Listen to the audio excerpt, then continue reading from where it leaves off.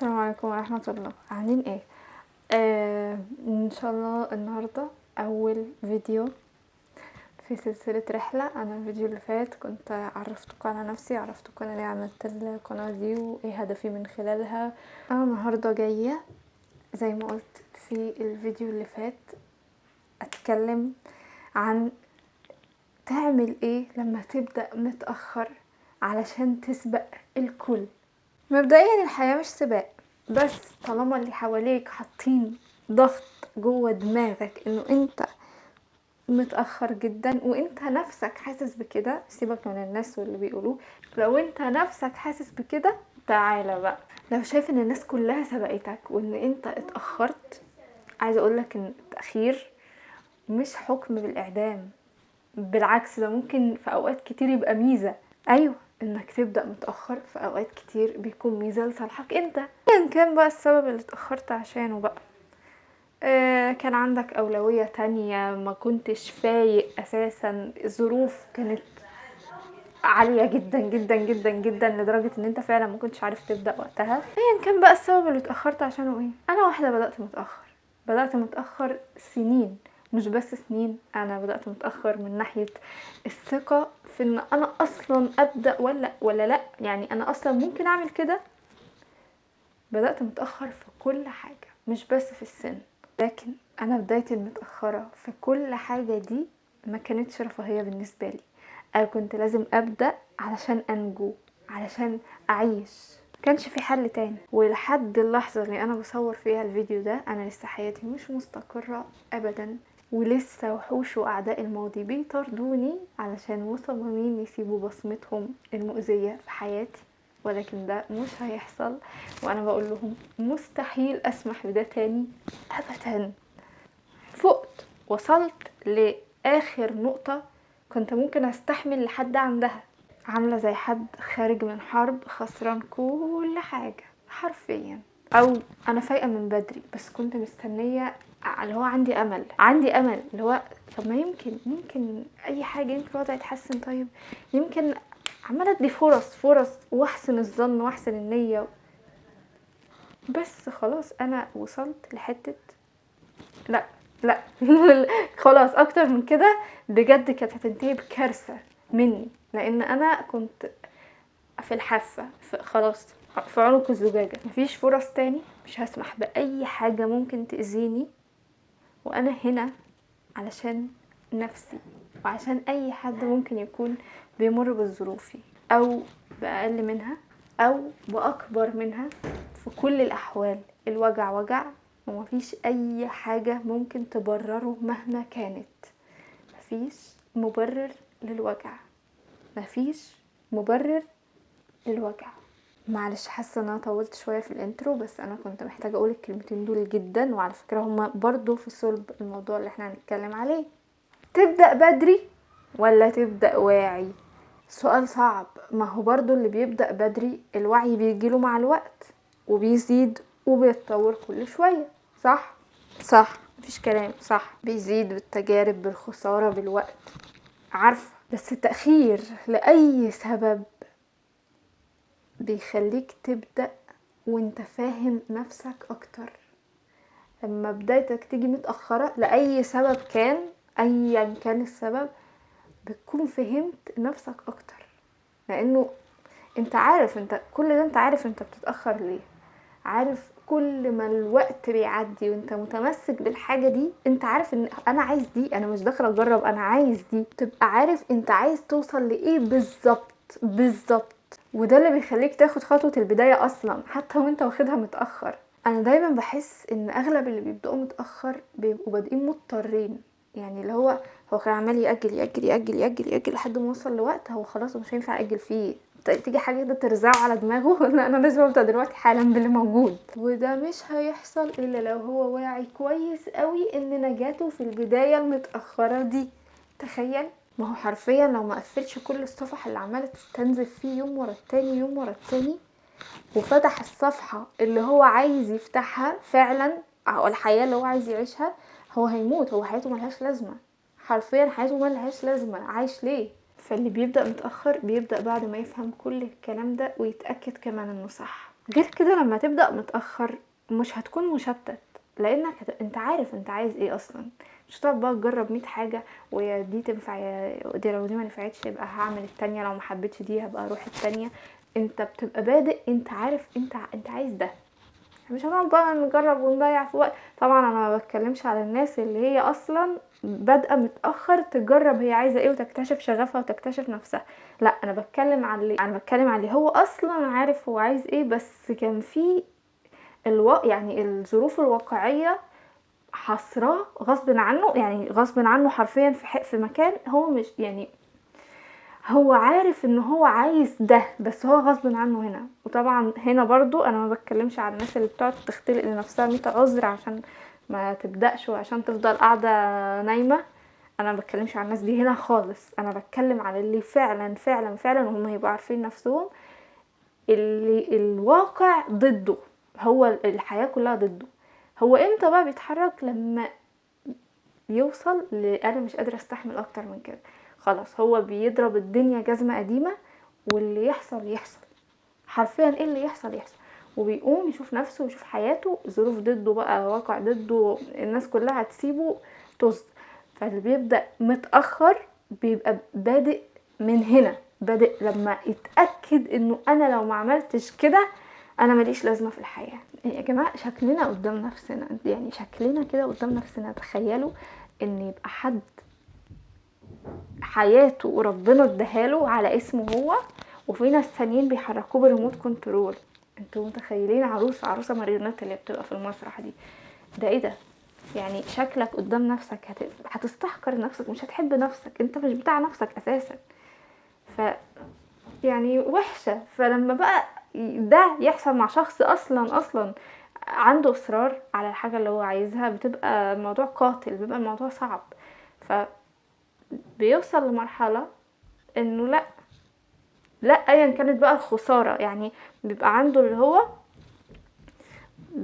اللي هو انا هحارب على شرفي. يعني هو بالنسبه له حلمه ده شرف، هيموت وهو بيحارب، هيوصل، لكن مش هيستسلم. يعني مش هيرفع كده الرايه البيضاء ابدا. هو يا اما هو هيحارب، يا اما هيموت بقى في الحرب دي ويموت بشرفه، يا اما هيوصل ويستمتع بحلمه بعد كده، من نجاح لنجاح لنجاح ويعيش.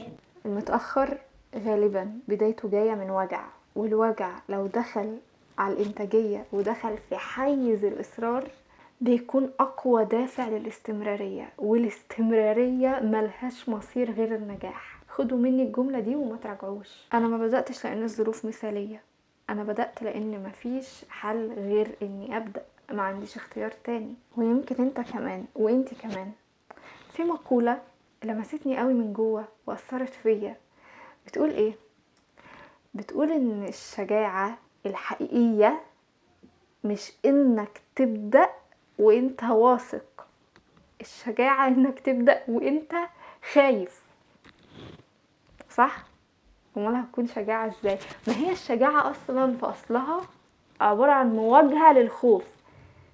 انت هتبدأ تاخد كده خطوة رجلك مهزوزة بتلق في الارض كده وانت خايف، قمة المتعة. انت مش عارف بجد حاجة زي كده جميلة ازاي. وافتكر في كل الاحوال انت مش هدفك تثبت حاجة لحد، انت هدفك تنجو بنفسك وتنقذ نفسك. الناس دول حطهم في صندوق كده، الناس طبعا الوحشين اللي بيقولوا لك كلام وحش، بيحطموك، بيهدوك سواء بالكلام او بالفعل. اطلع من المستنقع ده وحط كل الناس دي في صندوق، ابعدوا عن عينيك وعن عقلك وعن كل حاجه، بره الكادر. بس ابدا احقر بدايه ممكن تبداها في الحياه. شايفين انا بصور لكم منين؟ انا بصور من، يعني هو في مش هين عليا اقول لكم سيت اب حقير، هو مفيش سيت اب اصلا، انا قاعده ظهري للحيطه. في يوم من الايام باذن الله هصور لكم بكاميرا، باذن الله يكون اليوم ده قريب، في وسط ما انا شغاله على نفسي هجيب كاميرا واصور لكم بيها الفيديوهات، واقول لكم بصوا انا كنت بادئه فين وبقيت فين. عشان ايه؟ عشان زي ما قلت لكم الاستمراريه ملهاش مصير غير النجاح، ومن نجاح لنجاح، ومن احسن لاحسن، ومن احسن لاحسن. هو ده مصير ان انت تستمر. مش هتبدا تقعد بقى مستني نتيجه البدايه اللي انت بداتها. ولا هتعمل لك اي حاجه. لو بدات منين، يعني مش هقول لك لو كانت بدايه حقيره، لو بدات ايه وقعدت مش هتوصلك لحاجه. وعلى فكره الخطوات اصلا البعيده ما بتوصلش لاي حاجه في الاخر. الاستمراريه يعني مش هقولك انه كل يوم وتستغل كل ثانيه في اليوم والكلام ده، لا. اضعف الايمان يعني بالراحه، بس ما توقفش، ما تقعدش موقف بالشهر والشهرين والسنه، وتاخد خطوه من السنه للسنه وعايز تعمل فرق. مش هيحصل. لو استنيت الظروف المثاليه عمرك ما هتبدا. ويمكن سمعت الكلمه دي في كل مكان، لان مستحيل تبقى كل حاجه مثاليه. امتى ممكن يبقى كل حاجه في حياتك مثاليه؟ مفيش. هاتلي كده وقت واحد في حياتك كلها، افتكر كده وقت كانت كل الدنيا ماشيه فيه تمام. مش هتلاقي. يعني لو هي ماشيه تمام في الحته دي هتبقى مش تمام في الحته دي، لو ماشيه في الحته دي مش تبقى في الحته دي. لو انت مستني تبدا لما كل حاجه تبقى بيرفكت واو، اقسم بالله لا كل حاجه هتبقى بيرفكت واو ولا انت هتبدا. فابدا بالموجود بالمتاح، ومع الوقت الدنيا بتتحسن وبتتطور.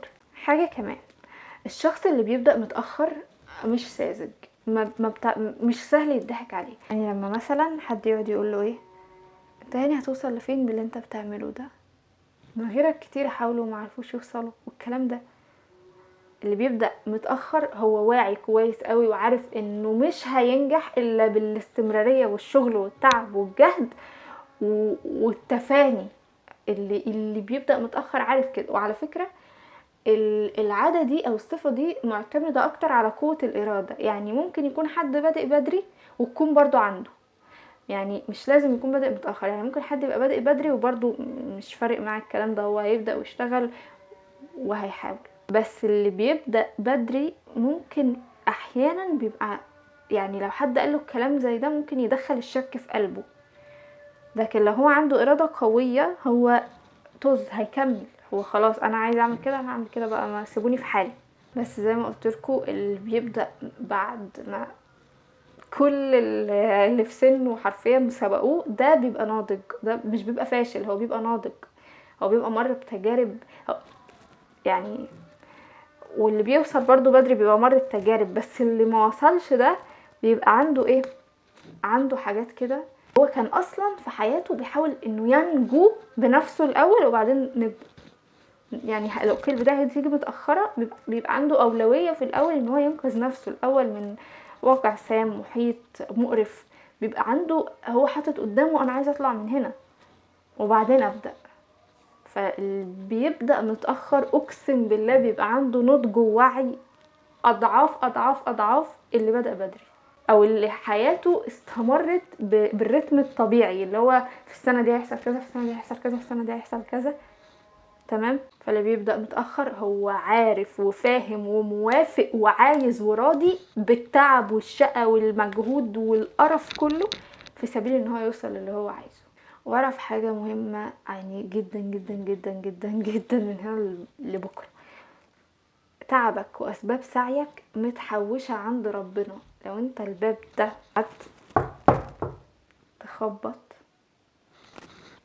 ترزع على الباب، مش تخبط هتكسره على دماغ الناس اللي قاعدين وراه، والباب ده ما اتفتحش او ربنا ما كانش رايد انه يتفتح، انت هتلاقي في باب تاني اتفتح من غير سعي منك ولا حتى تك.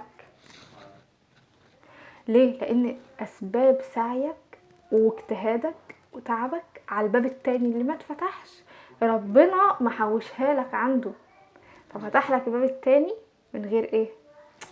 والله العظيم وجربتها، والله وجربتها. التعب والجهد مطلوبين لحد ما تموت، سواء في الباب ده او في غيره او في اي باب انت اخترت ان انت تدخله بارادتك وتخبط عليه وتشوفه. ارمي نفسك في الحاجه واشتغل واجتهد وما تدورش على النتائج، دور بس على نفسك وعلى ان انت تبدا وتستمر. النتائج كده كده جايه وبتاعت ربنا، هتيجي في وقتها اللي ربنا كاتب لك ان هو تيجي فيه، ودايما من الاحسن للاحسن باذن الله. فركز على نفسك وبس.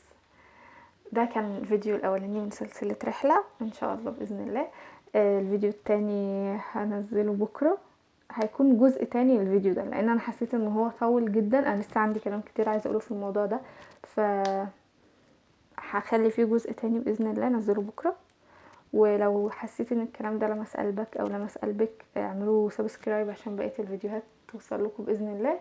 حطوا اشتراك وحطوا لايك عشان يوصل الفيديو لاكبر عدد ممكن من الناس. وشكرا على المشاهدة وشكرا على كل حاجة، وانا مبسوطة قوي ان انتوا هنا. باي. شكرا.